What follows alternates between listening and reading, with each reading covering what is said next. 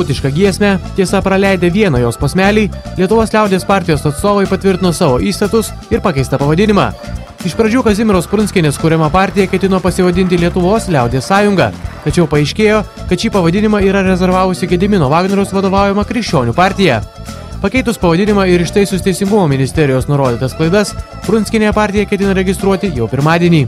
Turim raštu, tai yra elektroninių paštų patvirtinimą iki kiekvieno teiginio, kiekvieną punktą. Įstatų dirbo specialistai, advokato kontoros žmonės ir mes šitą taip suderinom, kad dabar jau nežinau, ką jau besugalvotų. Na, štai buvo tam tikri spastai, mes juos įveikėm, nes jeigu šiandien mes būtum nuėję toliau su Liaudies sąjunga, o pirmadienį paaiškėtų, kad negalima registruoti, nes yra rezervuota kitai partijai, kuri jau turi savo pavadinimą.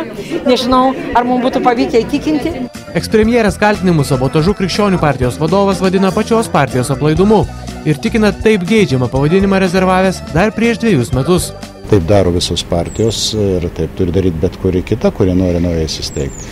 Mes nieko naujo nerezervavom, mes paprasčiausiai kas pusę metų pratęsėm tuos klasikinius centro dešinės pavadinimus, bet pirmą kartą, kai juos rezervavom, tai dar man atrodo, kad ponia Prunskienė dar buvo kitos partijos pirmininkė ir net nesvajojo apie kokį nors kitokį pavadinimą. Politiniai oponentai taip pat su ironiška šypsena žvelgia į Prunskienės partijos svečius. Praėjusiame suvažiavime dalyvavo Rusijos dūmos atstovai, šį kartą partiją aplankė Vytautas Šustauskas, Pensininkų partijos vadovai. Nereikėtų pagal kokį tai pasisakymą, atmetant priekabės, kad neva šita partija yra prorusiška, nes dalyvavo svečių iš Rusijos. Mes tiesiog atsveriam tą gerokai anksčiau, sakysim, nesubalansuotą poziciją, kada apie Rusiją arba blogai, arba nieko, jog tai mums yra svarbus partneris, daugelis sektorių svarbus ir importo ir ypatingai eksporto prasme. Naujai besikūrenčios Prunskienės partijos suvažiavime buvo galima išvysti ir socialdemokratą Česlovą Juršėną bei darbo partijos atstovą Kęstutį Daukšį. Būtent su šiomis partijomis savo bendradarbiavimą ir mato Prunskienės partija.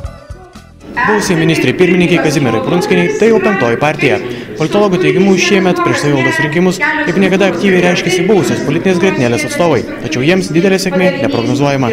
Pikas jos jau seniai praeitas ir dabar tik tai išlikimo politiką arba sugrįžimo į politiką, didžiąją politiką turiu omeny, arčiau valdžios klausimai sprendžiami, bet kad kokią nors didesnę įtaką darytų, savo verslo grupėm galima, būnant valdžioj, šiek tiek labiau padėti, negu nesant joje.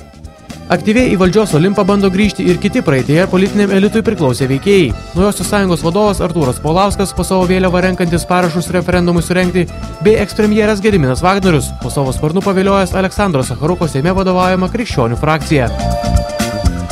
Reporteris Karolis Vitkevičius, Vilnius.